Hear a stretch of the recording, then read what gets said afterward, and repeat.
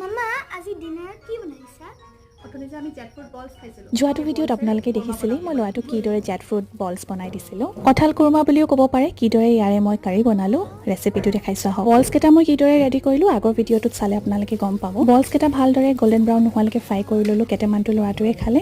আনকেইটা কাৰী বনাম আৰু কাৰীৰ বাবে মই এখন পেনত তেল দিছোঁ, তাত অকণমান চেনি দিছোঁ। চেনিখিনি অকণমান ৰঙচুৱা হৈ যোৱাত তেজপাত, লং, ইলাচি, দালচেনি দি ভালদৰে ভাজি ইয়াত এতিয়া মই পিঁয়াজৰ পিয়ৰি দি দিছিলোঁ। আদা নহৰু পেষ্ট 2 চামুচ আৰু গ্ৰাইণ্ড কৰি লোৱা বিলাহী, লগতে জোখমতে নিমখ হালধি আপোনালোকে পচন্দ কৰা যিকোনো মছলা দি ভালদৰে ভাজি অকণমান সময়ৰ কাৰণে ঢাকি দিম। মছলাখিনিৰ পৰা তেল ওলাইছে দেখিছে। এতিয়া অকণমান পানী দি আকৌ এবাৰ ভালদৰে ভাজি আৰু অলপ সময়ৰ কাৰণে ঢাকি দিছোঁ। এতিয়া উতল আহিলে দেখিলে নহয়। এতিয়া মই বলছ কেইটা ইয়াত ঢালি দিম। মামা গোটেইকেইটা বলছ ঢালি দিলা? অথনিটো এনেকেই খালা। এতিয়া কাৰী বনাই দিছোঁ, খাই পেলাই ক'বাচোন কেনেকুৱা লাগিছে। ভালদৰে উতল আহি গ'ল, বলছ কেইটাও একেবাৰে চফ্ট হৈ গ'ল। ওপৰত মই এগালমান ধনিয়া ঢালিছোঁ। কঁঠাল কুৰমা ৰেচিপি ৰেডি আৰু খাবলৈ বহুত ইয়াম্মি। বাই।